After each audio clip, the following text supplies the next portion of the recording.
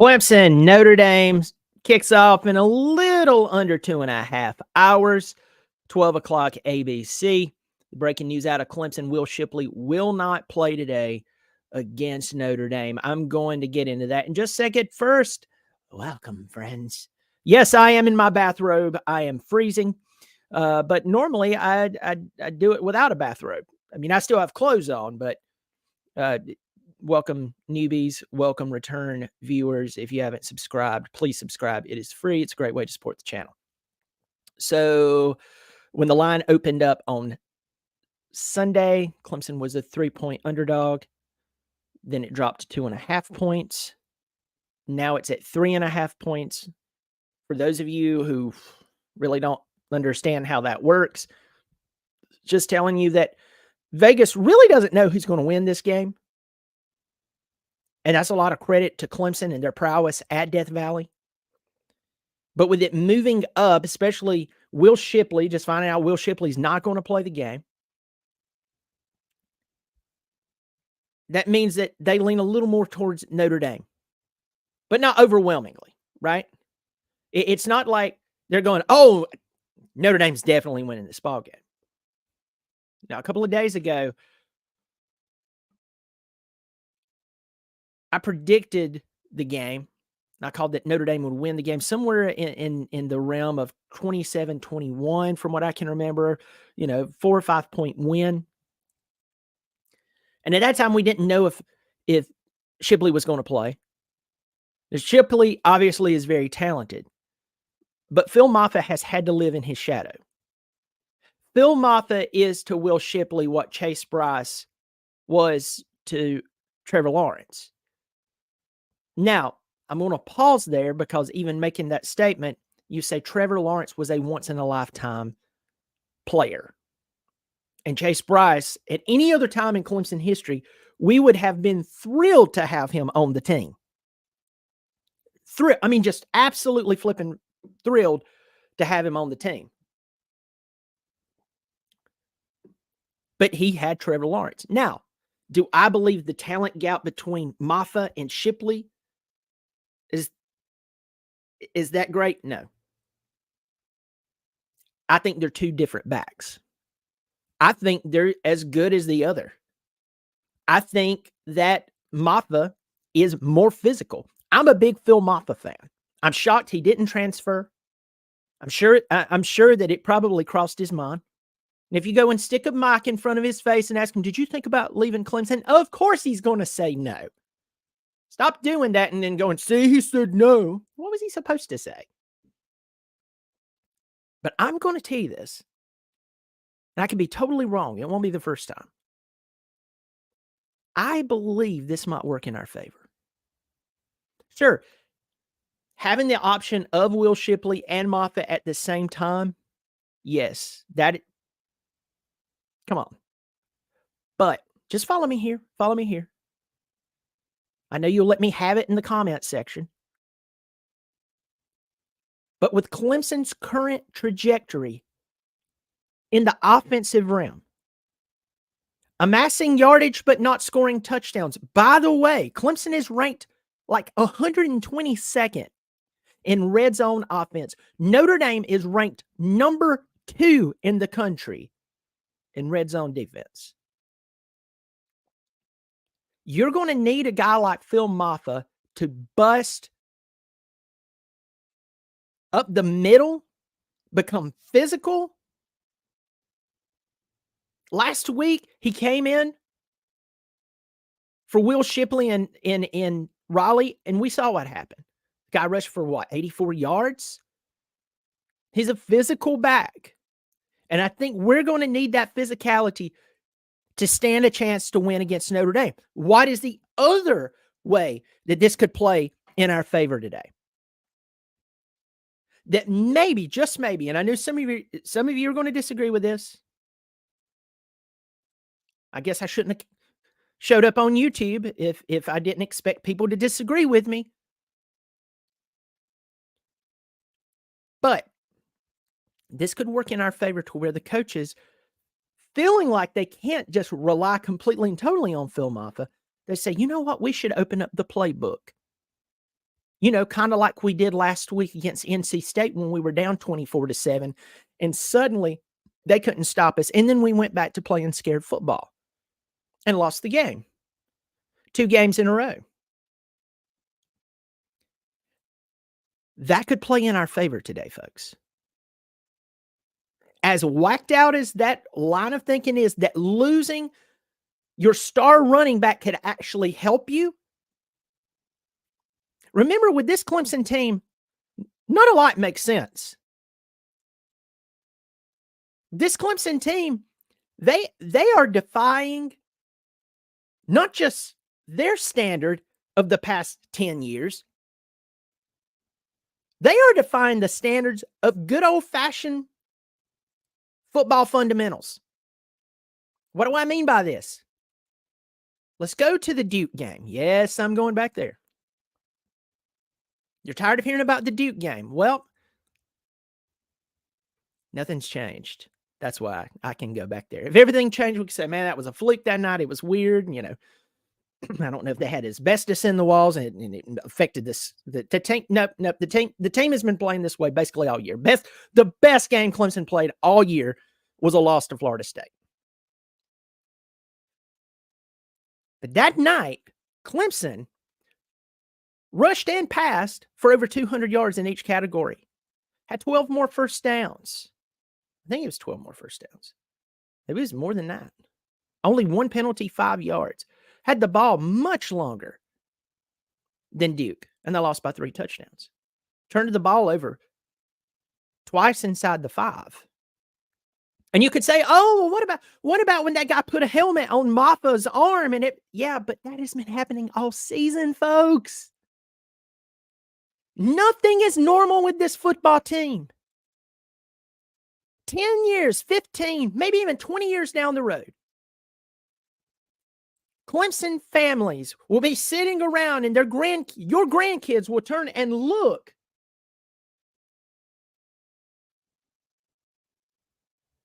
Would turn around and look and go, so-and-so played on that team? Why were they 4-4? Yeah, good question. Why did they have a losing record? So what I'm trying to build here and just state, this could actually work in our favor where our offensive coaches, to where our game plan is, look, we don't have Shipley. We don't have to feel obligated to give him the ball, open up the playbook. And in this game, you're going to need to be physical. That's what scares me for this offensive line.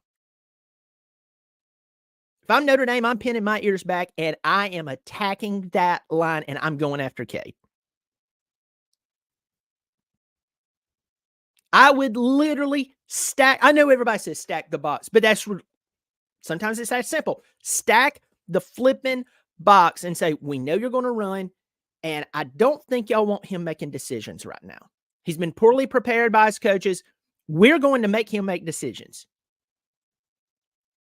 You want to get people who makes poor decisions, or let me rephrase that, who has not been groomed to make the proper decisions, who did not have the proper preparation last year. He's now working with his second offensive coordinator, a guy who never lost in high school. We see that he is shocked that he has lost this much because he wasn't supposed to. He's unbelievably talented.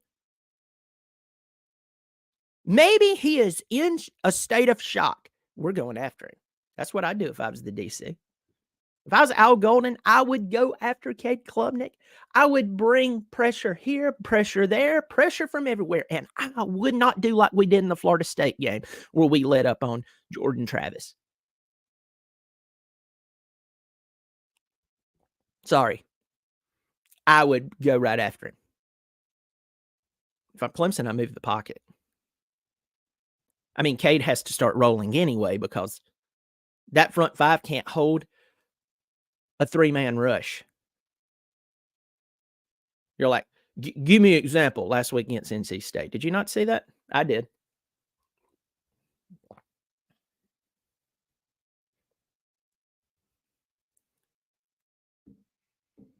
Could be a good thing for Clemson because normalcy does not. Normally, if you have as much talent as Clemson has, you win. Normally, a head coach hires maybe one guy who's inexperienced to coach at the position level of on the offense or maybe on the defensive side, not this guy.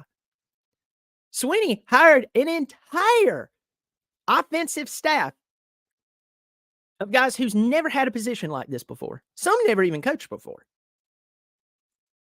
Normalcy does not exist right now at Clemson. So maybe this will work. I'm going to turn on the comment section, say hello to a few people.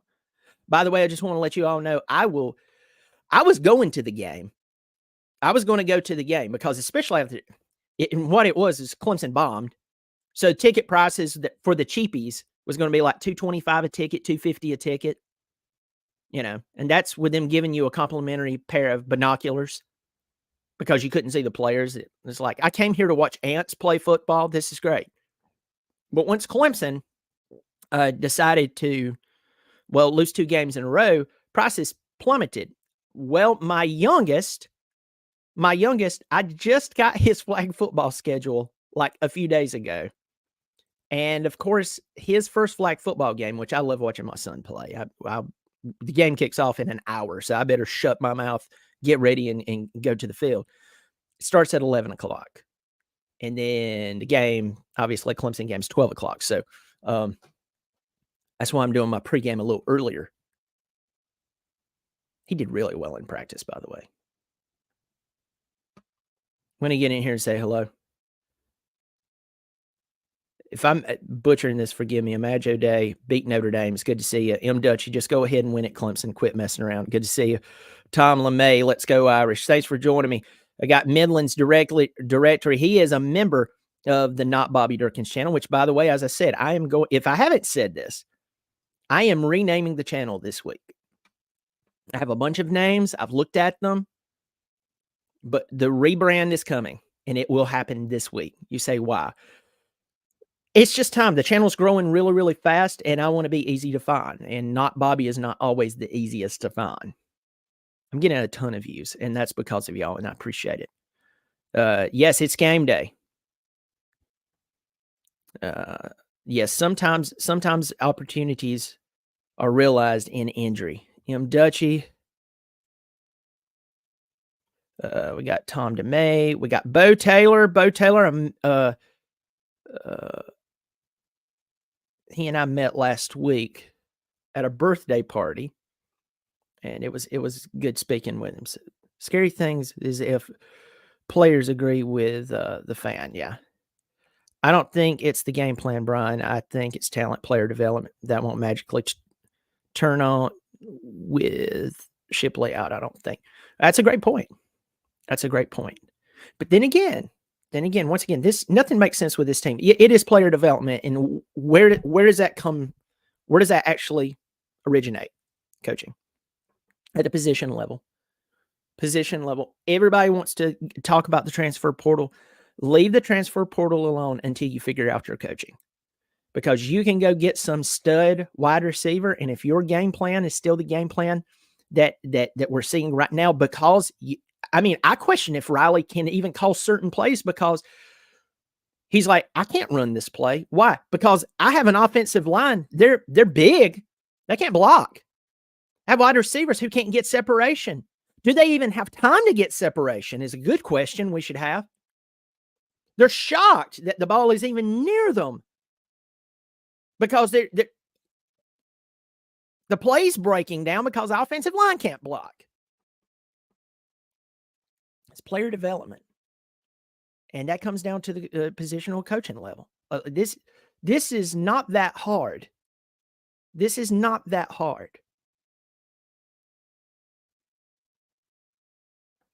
Jeremy Cabrera, coffee or tea in the cup? I got coffee, my friend.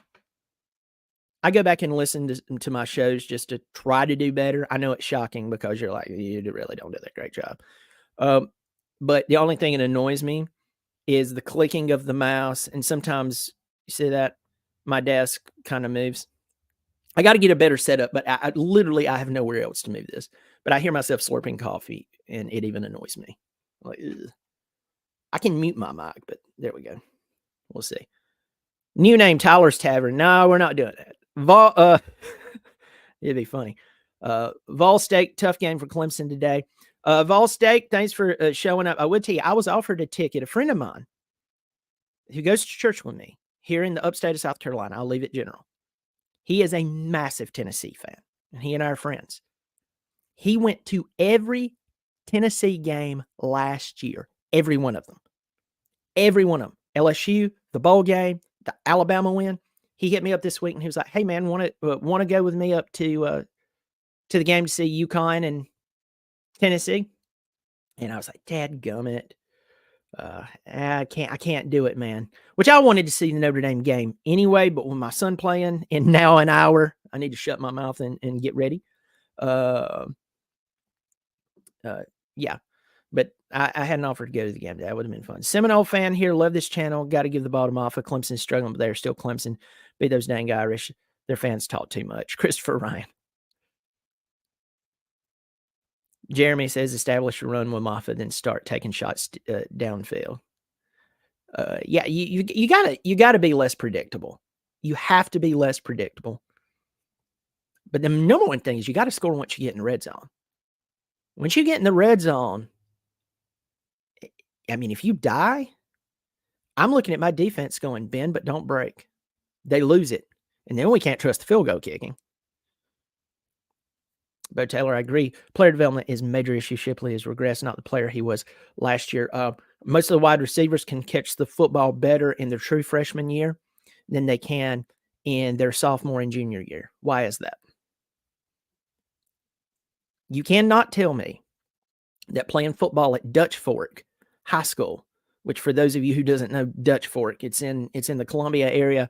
It is, I mean, in the state of South Carolina, they've won like one time, I think, 4, 5 state championships in a row. They've had a lot of major players come out of there.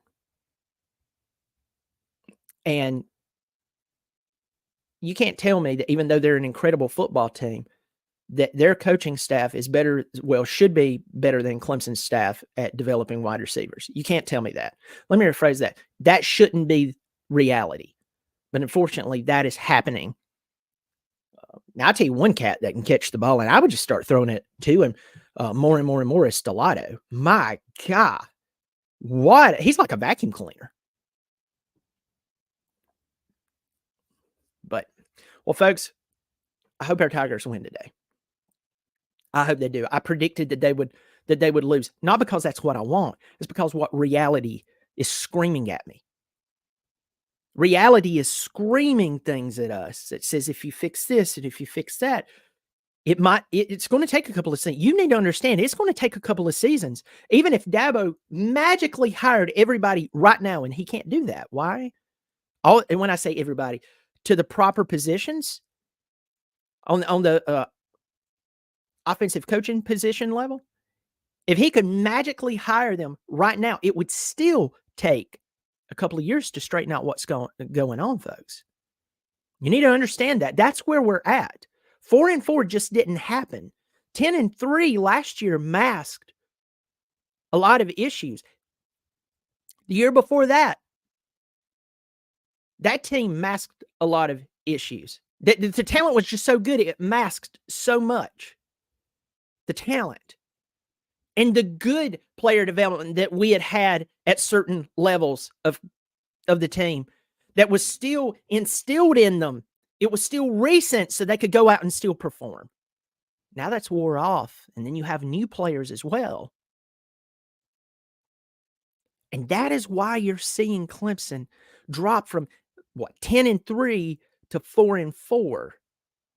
Also, you need to remember something. That even going into last season, when we played any team that was worth their weight in salt, we lost. The latter part of the season, we lost. Now you could say, well, what about Florida State? Sure, that's a good argument. But going to the latter part of the season, from right there at the Notre Dame game all the way to now, count up how many games we've lost. Count it up. So reality is screaming, Clemson's going to lose this game. They're going to play tough. It is not out of the possibility that Clemson wins. That's not impossible. Notre Dame, Marcus Freeman knows that. Sam Hartman knows that.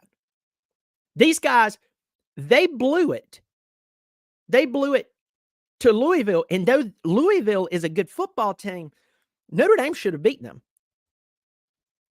So it's not out of the realm of possibility. But what I'm trying to get everybody to understand, I am predicting this because reality says Clemson has problems. Clemson has problems. And the reason that Sweeney blew up Monday night is because he knows it. The reason he named out all of his accomplishments is because he knows it. But he can't fire a bunch of people right now because the people we would target, they're coaching football somewhere else. But even then, and I hate to tell you this, folks, even then, Clemson would have, it'd probably take a couple of years for Clemson to get back on the proper track for dominance. And it's really, really tough. Folks, you take care of yourself. I'm going to go watch my son play flag football. And then guess what I'm going to do after that? I'm going to watch Clemson play Notre Dame. I'm looking forward to it. I'm going to try to do a halftime show. And of course, I'll do a post-game show, win or lose. There's 58 of you in here. I hope you've subscribed. It's free. Also, if you want to support the channel on a monthly basis, unless you're on an iPhone, if you're on an Apple product, you probably will not see a join button below this, but there's a join button there. It's so cheap. You could probably join 20 times and not notice it. But if you want to support the channel, please do that. Also, to my sponsors, 4puttcarts.com, have their link below, as well as the Sawmill Shop. I lost my son. It's, we'll be giving away some more of these. I haven't done it in a while. But yes, the Not Bobby Durkins channel, the name is about to change, and I'm excited about it. Folks, you take care of yourself, and I will catch you later. As always, go Tigers.